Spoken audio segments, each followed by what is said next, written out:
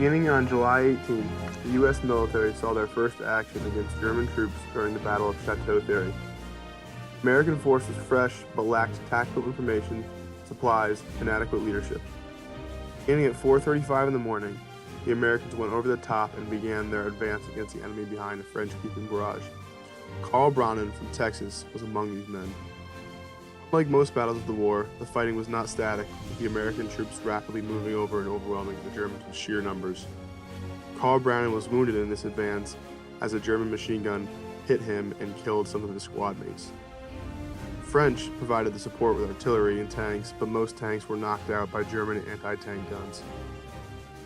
By July 22nd, the Americans were exhausted and had lost up to 60% of some of their divisions. Pershing said that the battle was a turning point on par with the Battle of Gettysburg. AEF forces had pushed back the Germans a considerable amount and severely lowered their morale. The belief that they could no longer win the war became more prevalent in the minds of the enemy as they saw the tenacious fighting of the American doughboys.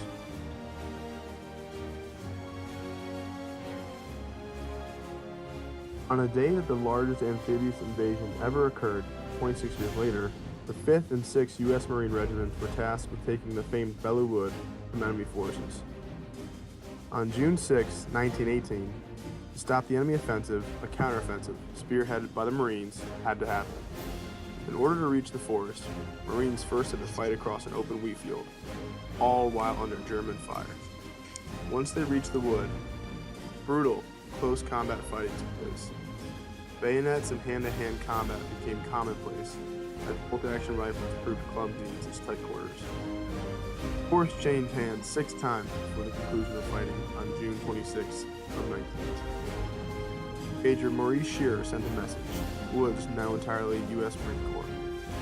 German private wrote, "We have Americans opposite us who are terribly reckless fellows. The battle was very successful in stopping the German advance. However, it came at a price, as 1,811 Marines were killed and 7,966 were wounded. The battle has adopted a legendary status within the ranks of the U.S. Marine Corps."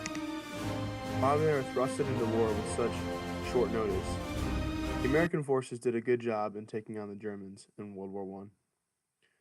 What they lacked in skills, they made up in heart and tenacity.